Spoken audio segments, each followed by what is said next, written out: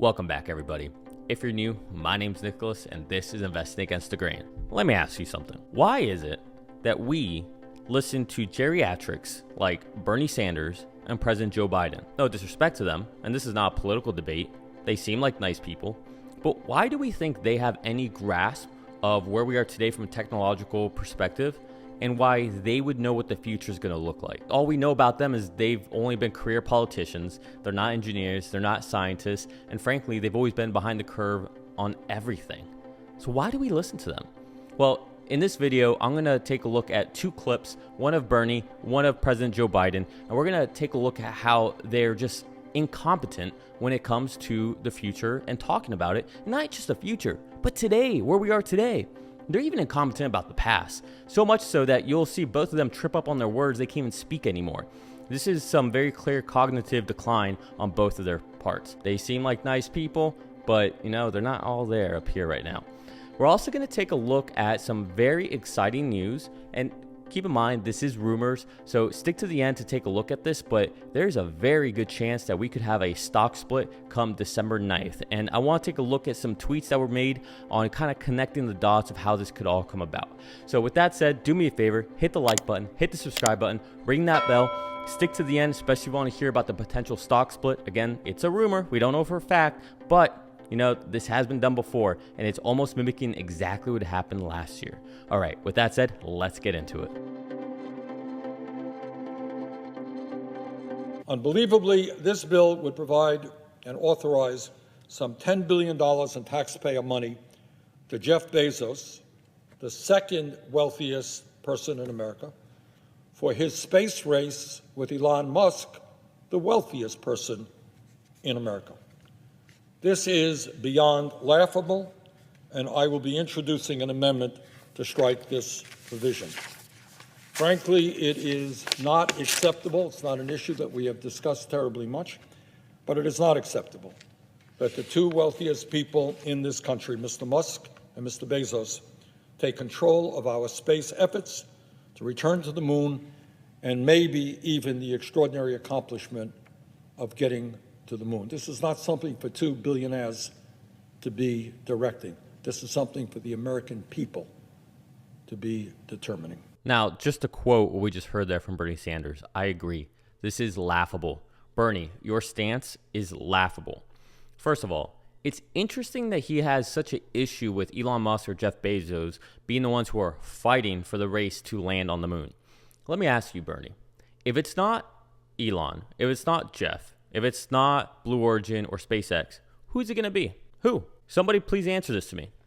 It's not going to be NASA. It's not going to be Boeing, the company that has given you, lots of money.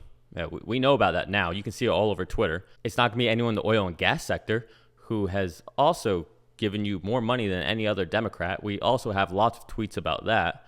So who's going to do it, Bernie? It's not going to be the United States of America, our country, our government. They're not going to do it. So who else? I guess you just don't want us to go to the moon is what you're saying. Okay, this is idiotic. We have a company like SpaceX as a company is doing more than what every other country in the world is doing when it comes to space travel. Think about this. The rest of the world goes about space travel as a country. We have Elon Musk doing it as a company.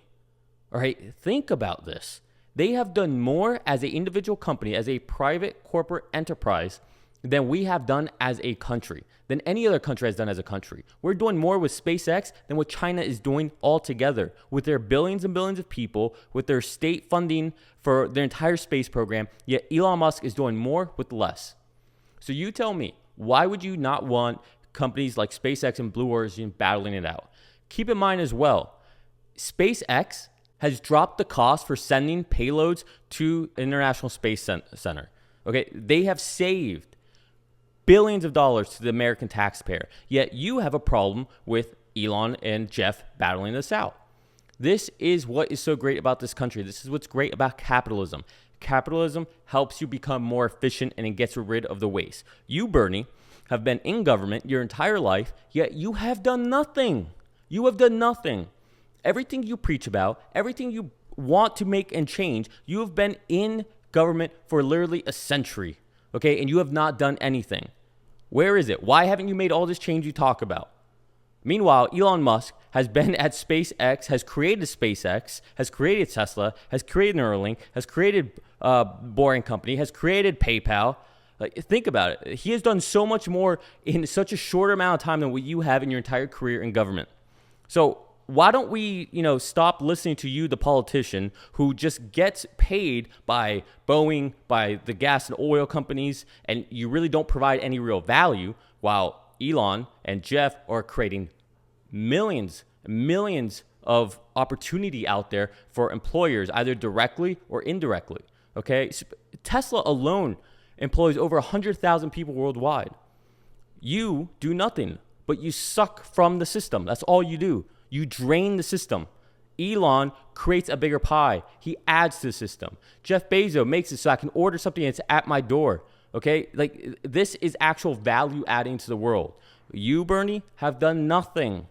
Okay, I'm not trying to attack you as a person at all. Like, I'm sure you're a nice old grandfather, right? That's how you come off, like that crazy old grandfather who lives down the street.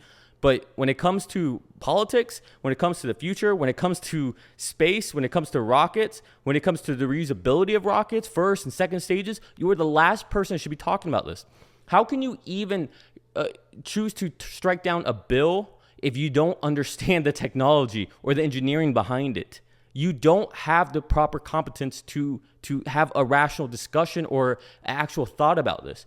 And your last statement there, that it shouldn't be Jeff or Elon, billionaires, who are determining what we do as far as going to the moon, or the moon. I think you meant to say Mars, which you didn't say.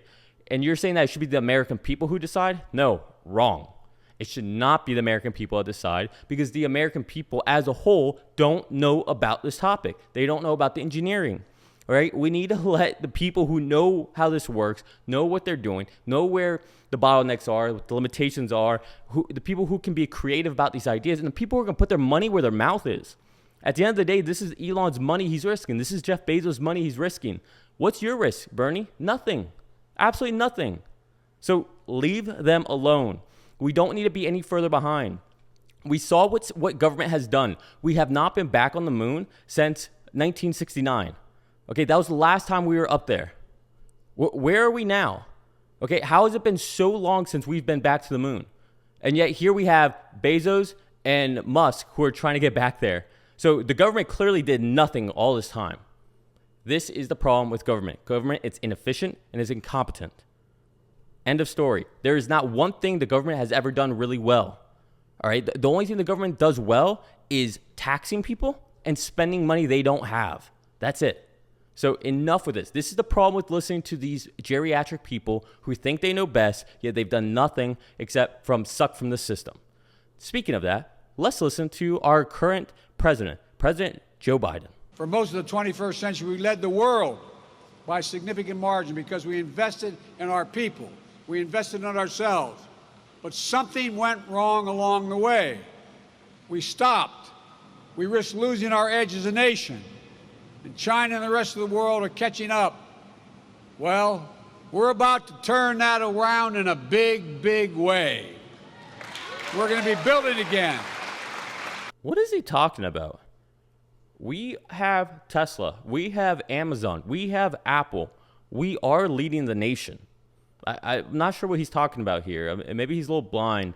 I mean, he's got these, stupid Hummers behind him. Maybe that has something to do with it. But we have literally the top companies in the world headquartered in the United States and started in the United States. So I wouldn't say we're lagging behind China. I wouldn't say we're lagging behind anyone. If anything, the only thing that's lagging is government, you, Joe Biden, awareness of where we stand and what companies we have here.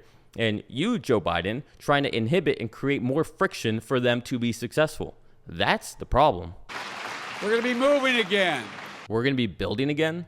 I'm pretty sure Tesla's been building in the United States since the beginning of, Tesla. Pretty sure SpaceX has been building in the United States since the beginning of, SpaceX. Now, if you're talking about these OEMs who decide to ship out their production, like the Mustang Mach-E being built in Mexico, okay, fair enough. If you're talking about GM and Ford and Stellantis, if you're talking about Apple building their iPhones in China, okay, yeah, I agree.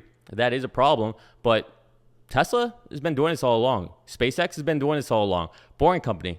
Every Musk company has been doing this all along, building in the United States. And folks, when you see these projects starting in your hometowns, I want you to feel the way I feel. Pride in what we can do when we're together. And what we can do when we're together. That's a great point, Joe. You know what would be great? If you would get together with the greatest entrepreneur of our time, the greatest inventor of our time, Elon Musk, and maybe if you got together, we would be in a better place. It's amazing how you just ignore that this man exists. But let's continue. As the United States of America. And it starts here in Detroit. Actually, it starts in Fremont, California, and then it starts in Austin, Texas, and then it actually goes to Berlin and Shanghai. Michigan hasn't done anything in I don't know how long, right? So not really sure what you're talking about there. In the auto industry, Detroit's leading the world in electric vehicles. You know how critical it is? Mary, I can remember talking to you way back in January about the need for America to lead in electric vehicles. In the auto industry, Detroit's leading the world in electric vehicles. How can this man even say this? How can he say this? Not only is Tesla leading the world in electric vehicles, but they're in Fremont, they're in Texas, they're in Germany, they're in China. Okay, Detroit is not leading the world. GM is for sure not leading the world. They are not making any electric vehicles right now. The Chevy Bolt has completely been recalled, okay, and it looks like they're not going to produce any until 2022. This Hummer you have behind you isn't in production yet. The only car company that's doing any kind of a real production from the United States perspective is Tesla. If you look at China, Tesla is still the dominant player in China. If you look at Europe, nobody is as close as China or as Tesla. Tesla is outpacing VW in Europe.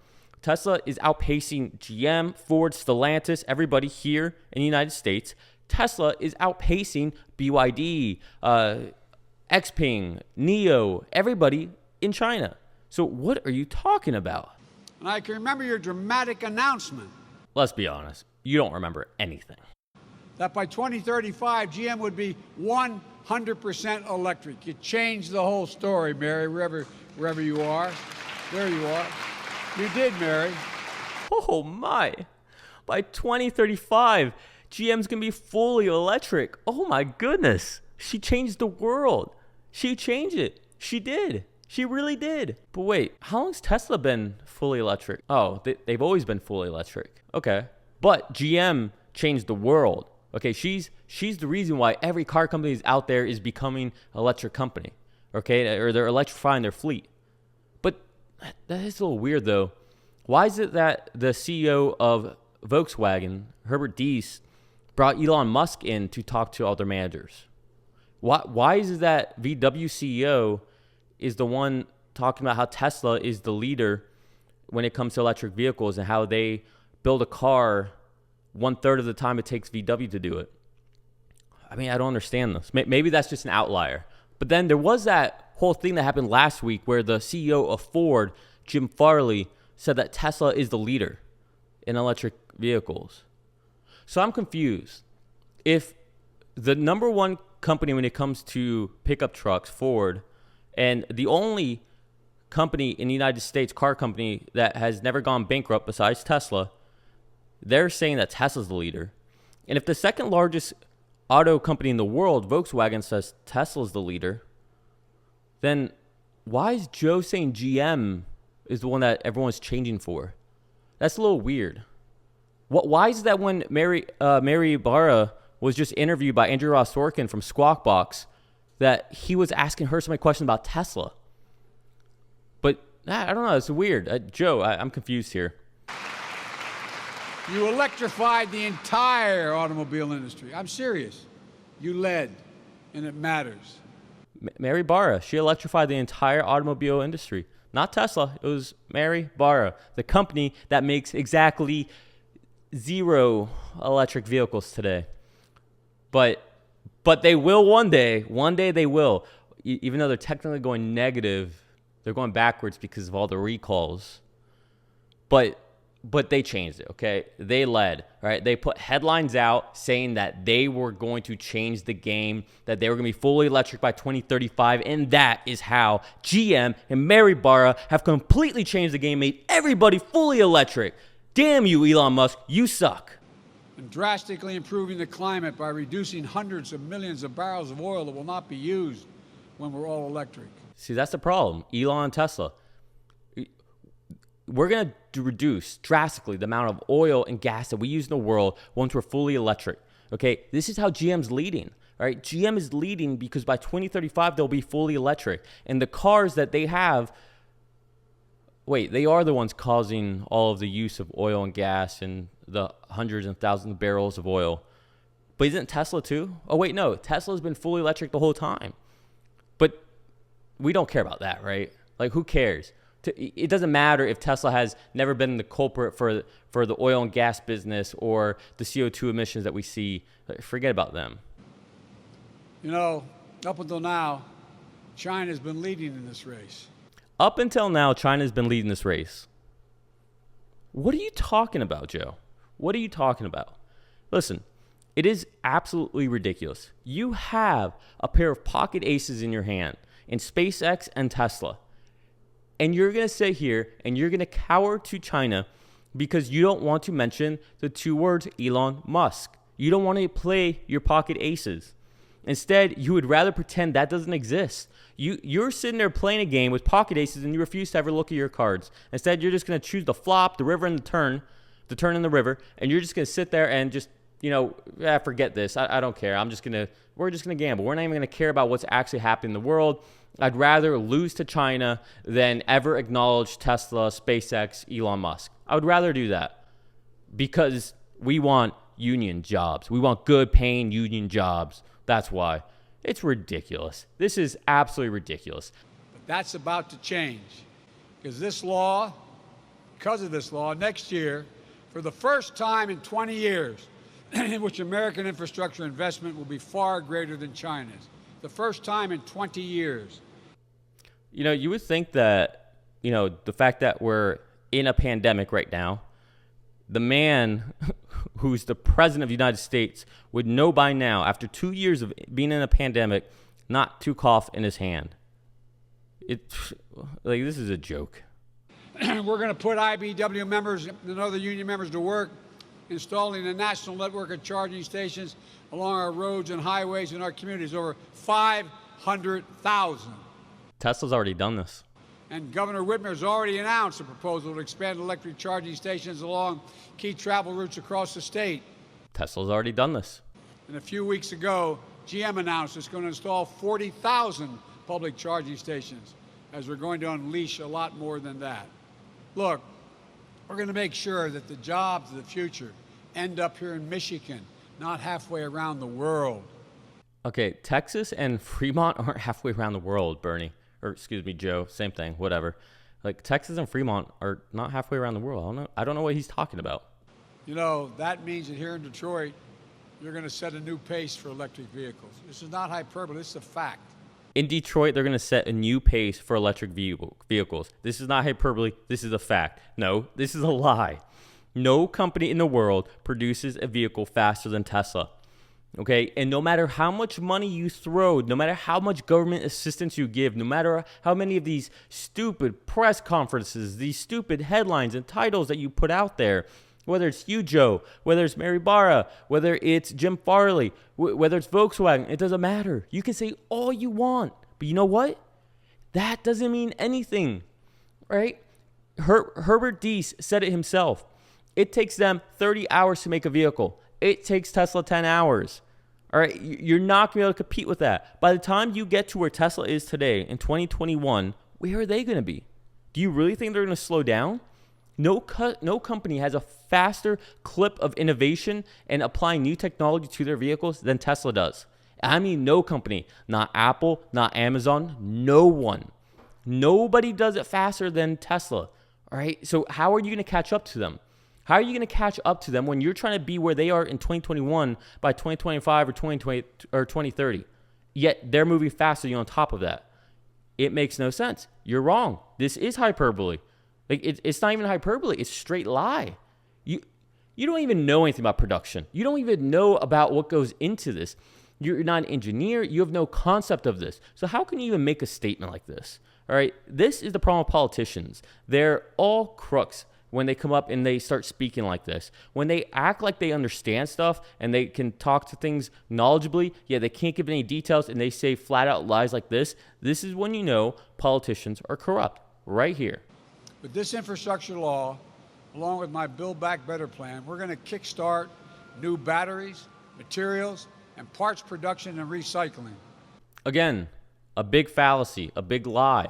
Listen, Joe, even if your Build Back Better plan somehow gets through Congress, which we'll talk about in a second, okay, and you invest in battery production, where are you going to get the materials from? Let's take lithium, for example. A lithium mine doesn't just sprout up out of nowhere. It doesn't just take a couple months. It takes about 7 years to actually start up and get a lithium mine producing. So we have X amount of resources right now in the world ready to go for battery production. Okay, or is there more coming up? Yeah, sure. And guess who has the majority of these resources already tied up and have contracts with them? Tesla. They have huge nickel mines. They have lithium mines. They're coming up with more environmentally friendly ways of extracting the lithium using salt. Like they're doing a lot of incredible stuff. But all these other companies, they're not going to be able to get the materials for their batteries. All right. Tesla is doing this. Tesla is 6 moves ahead of everybody. Tesla started doing this back in 2017, 2018. They started locking up all these contracts. They were telling battery manufacturers, make as many as you can. We will buy them all. All right. Tesla has all these contracts locked up. So it doesn't even matter if all these other car companies could get to the level of Tesla with their technology. They're not going to have the batteries because Tesla's going to have all the batteries. And even if you try to create more mines and everything, it takes a long, long time for these material mines to actually get developed and start producing. Okay, these mines don't just happen overnight. So it doesn't matter how much money you put into it, right? Physics is a thing. All right, time is a thing. It takes a certain amount of time and it takes effort and human capital in order to get these things going. Doesn't matter how much money you put behind it. Time is inevitable. Time is not something you can just throw money at and make it disappear. So I don't know where you're going to get the materials for these things. Boosting the manufacturing of clean vehicles with new loans and new tax credits, creating new purchase incentives for consumers to buy American-made, union-made clean vehicles, like the electric Hummer. Folks, or the Silverado, or any other of the 20 or more vehicles that GM's going to come out with in the near term that are electric. Of course, more union crap, more coffee in his hand, even though we're in the middle of a pandemic, and more of this talking about 20-something vehicles for GM. Listen, I don't care if GM makes 1,000 vehicles. If they don't have the batteries, it's not going to happen. And adding this whole idea of having 20 vehicles plus of that are electric, this is idiotic. This just shows that GM is stuck in their own ways, and they're not learning, and they're not innovating, and they're not taking key signs from Tesla. Look, the more products you have, that just adds more complexity, and that makes it harder for you to produce in volume. It adds more, it reduces the efficiency you have. Look at Tesla. They only have a few models, and they're just going bananas, okay? They cannot keep up with demand. You go ahead, GM. You try to make 20-something vehicles. I'll tell you what's going to happen. Ford is going to be there at the end of the day, and you're not. That's what will happen. At this point, I'm convinced this is not a race between Tesla and GM or Tesla and Ford or Tesla and Volkswagen. This is a race for second place worldwide. And right now, it's very clear that China is probably going to be second place. Right? There will be a manufacturer in China that's second place. But then who's next? I think it'll be Ford, GM, Volkswagen. I think they're battling amongst themselves. Right? I think that's where the real fight is going to be. That is why GM is starting off with the Hummer. That is why we see Ford pushing for the F-150, because they're going to be going and competing against the same segment. Right? Yeah, Tesla's going to have their Cybertruck, but they have sights on a bigger picture. Right? And they're not just an automotive company either. Tesla has energy. Tesla has insurance. Tesla has full self-drive. I mean, it's Tesla you can't compete with, all right? Tesla is untouchable at this point. Their lead is unassailable. Now you're fighting for third place, because I promise you, China will be second. China is nimbler. China is smarter. China knows how to be more efficient. And these these union workers, it's just not going to work out. Mark my words, right? You can timestamp this, save it, call me out in about 4 or 5 years. Let's see where everybody else is. Enough of listening to these geriatrics. I want to talk real quick about this spending bill, this Build Back Better. Such a stupid name, right? They couldn't have picked something better. No pun intended. Look at this. House passes $1.7 trillion Biden plan that funds universal pre-K, Medicare expansion, and renewable energy credits. All right, here's the problem with this new social infrastructure plan that they're trying to peddle to the American people. It's not going to pass, in my opinion, the Senate. Sure, it passed the House. That was easy. That was a layup. And it was so funny to watch on the news. Everybody's sitting there. You literally had people in front of Nancy Pelosi like jumping up and down, like, yeah, we did it, hooray. Like, guys, everybody expected it to pass the House immediately, okay? Like, nobody thought it was a challenge. Now it goes to the Senate. Now you're going to have people like Manchin sitting there and start carving this thing up like a turkey, pun intended, all right? We got Thanksgiving right around the corner. But they're going to start carving this thing up. And one of the things Senator Manchin has said is that he does not believe it is fair to have this $4,500 tax credit for union workers only. Okay, this is picking winners and losers. This is government choosing which companies survive and don't survive, which companies get the leg up, right? And he is not about that. So it'll be interesting to see if he puts kibosh on that. And I think he might. I really think that might be a non-starter for him. And if he does, this is going to be a huge blow for President Biden, because without Manchin, this thing does not get passed. And Biden needs a win. Biden has a 38% approval rating. So really, Manchin has Joe's, in his hands. And he can squeeze and twist and do whatever he wants to them. And Biden's going to have to squeal and say yes. Because Biden has a 38% approval rating. That is low. That's lower than Trump had. All right. And Trump was a very polarizing president at the time. I mean, he still is. Yet somehow he has a higher approval rating than Biden does. That's sad. Biden's going to have to do essentially whatever Manchin says, because Biden needs a win. This infrastructure bill was not the win he needed. He needs something else. He needs something that's going to appease the progressives of the party, that's going to appease the moderates. It's going to be something that he can go around saying, oh, look what I did. Yeah, I did something, when he really didn't do anything. We know there's puppets behind pulling all the strings. So I don't think this is actually going to go through as it is. I still have hopes that this credit union is not going to happen. And I've said this many times. I don't think we need any tax credits for any vehicles, period. And if you're going to give any tax credits, give it to the actual workers. Don't give it to the companies, because these companies are just going to waste it. All right. These companies are not going to give it back to the actual employees. And this to me is, whether it's union workers, whether it's non-union workers, it doesn't matter. I don't think that it should go to the actual companies. But anyways, I digress. Let's move on to this recent Tesla, CNN, FSD article that came out. So here we can see from Teslarati, we'll just look at the headline. Tesla owner lends FSD beta to inexperienced operator from CNN to chaotic results. Now, you can watch the video for yourself. Just look on YouTube. You'll find it. But what pretty much happened was this FSD beta user lent his vehicle to CNN. Now, when he lent it to CNN, he didn't know that it was going to go the way it would go. But pretty much what happened was they did a whole interview. The CNN reporter drove it. He tested it out. And then CNN went ahead and spliced and edited the entire video together. And what happened was they made it look like FSD was, one, really unsafe, that it was just a joke. In the edited version by CNN, they never called it FSD beta. They did crap on the phrase full self-driving, but they never would say the word beta, which just blows my mind. Everybody has an issue, apparently, with the title of full self-driving, saying that is a cause for concern and issues. Yet, if you're so worried about that, why do you always drop off beta? Why don't you ever say beta? I call you out. You're full of, you're full of it. Like, if you really cared about this, you would stop not using the word beta. Beta is the most important part of the title of what this software is. It's full self-driving beta. Beta means it's not ready. It's not for prime time. It's not feature complete. So stop doing that. All right. It just shows that this rhetoric is just full of it. Okay. You don't really care. You're just trying to find a reason to, again, go against Tesla. It's popular. It gets you clicks to be anti-Elon, anti-Tesla. Yet, Meanwhile, this company just keeps on going and going and going, right? You just look like a fool like Gordon Johnson, right, with these, sell ratings and this, the company, is overvalued and all this crap. And yet, we're all making money while you just keep being wrong. So that's fine. You can keep being wrong. I'll keep making money. Anyways, so this article came out. And the video came out, and it just looked awful, right? In fact, the CNN driver looked like a fool because he was like 2 inches away from the steering wheel. It just looked silly.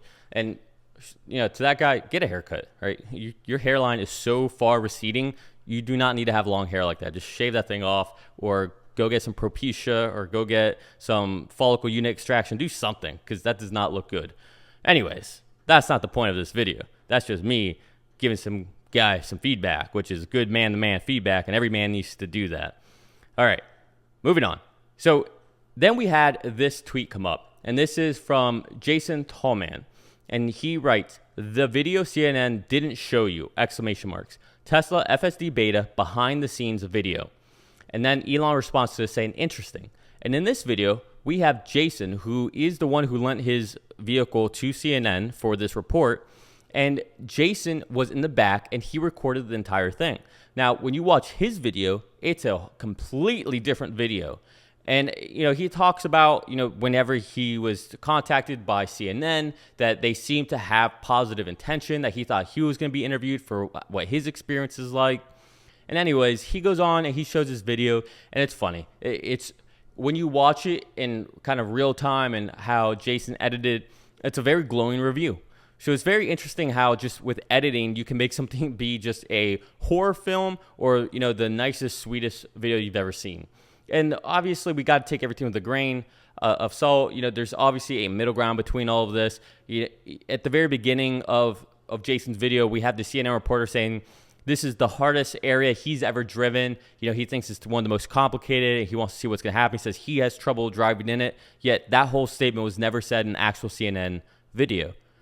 So a lot of these little context clues are missing. And those are arguably the more important part of any story you give. All right, you have to set the scene. You have to talk about where it's at. And then throughout the whole thing, you hear him talk, the CNN reporter saying, "Oh, this is impressive. Oh, that was interesting." Like all these little comments. And they left all of that out from the CNN video. Anyways, it's very interesting to see this juxtaposition. It's interesting to see how the media can be very biased. I don't know why they do it. It seems like all they care about are clicks. CNN is dying. MSNBC is dying. Fox News is dying. They're all dying. They just are. YouTube is kind of taking over the world. You have other news outlets on YouTube, on Spotify that are just kind of dominating. More people watch Joe Rogan than they do any of these combined, really. So it's just fascinating to see what they're doing. I mean, they're starving. They're starving for attention, for views, and they're doing whatever they can to get it. And it turns out Elon Musk and Tesla is the number one way to get views. I mentioned a stock split potential. Okay, now keep in mind, this is all rumor-based. We don't know anything, but during the last stock split, when Elon Musk announced that the stock is too high, right, which a lot of reporters have taken that out of context, Elon posted that at a very certain time and date, which when we look backwards, we could easily see that there is the date that the stock split would happen and what the stock split would be, which was a 5-to-1. So ever since Elon left this little clue for us, people have been looking for clues left and right when Elon posts anything. What does this mean? What is this about? And so right now, it seems that we have found a series of potential hints that Elon has left us through Twitter once again. So let's take this out. Keep in mind, we don't actually know any of this. None of this is investment advice. This is all speculation, but it's fun speculation. And it's a fun way to go into December because this might be true. We might actually be getting another stock split. And there's a lot of things we're going to see here that really lead you to think that. So let's take a look at this. So this is from McLovin. If you don't follow him on Twitter, he's pretty funny. I would follow him if I were you. He's pretty entertaining individual. Anyways, he says, evidence of a splitty McSplitsville is growing much like my beautiful bangs. Herein lies the evidence with slides from context. Tesla. Okay, so number one, 420 plus 69. Number two, 129 orbital flights. 3 trades at 934,091. 12 million pounds thrust, 9 thrusters. a 10B 5-to-1 plan filed on 9/14/21, and then a like tweet from 9/12/21. All right, so let's get context because this really doesn't tell you anything. So if I scroll down, here's the very first one he has. So number one, 420 plus 69. See explanation below. Elon tweets, due to inflation, 420 has gone up by 69. And here McLovin spells it out. This means a splitty on 12/9. And here's how he gets to that. 420 plus 69 equals 489. 4 plus 8 equals 12. 9 equals 9. Split McSplitsville, 12, 9 is what he gets. So if you're still confused here, what he did was he took the 4 and 8 from the 489. That equals 12. 9 equals 9. And he said 12/9, so December 9th. Okay, so what else we got? Because maybe that's a stretch. All right, let's see what else happened. All right, here we go. Here's another one. Elon tweets 129 orbital flights. And here we can see 129 orbital flights. 129 equals 12/9. Again, December 9th. What's the significance behind pointing out 129 flights? And why now? That's a great question. Why would Elon randomly talk about 129th orbital flight? And why now? Why just randomly would he post this? It's not like 129 is a major milestone. It's not like it's 150 or 200 or 500 or 1,000 or even just 100, right? Those are like round numbers that would mean something of significance. Nope, he decides to tweet this on 129th orbital flight. In other words, December 9th, 12/9. Still not convinced? Let's take a look at this. So as we all know, Elon Musk has been selling 10% of his shares, right? He did this whole poll on Twitter, and essentially the majority of people said yes, do it. So he's been selling shares. Now, what we see here is he has 3 trades at 934,091. So in other words, 93,4,091. If you unscramble this, you get 12/9 at 4-to-1. So in other words, a 4-to-1 split. And he did this 1, 2, 3 times. All right, we can see here from Dave Lee, today Elon Musk exercised, et cetera, et cetera.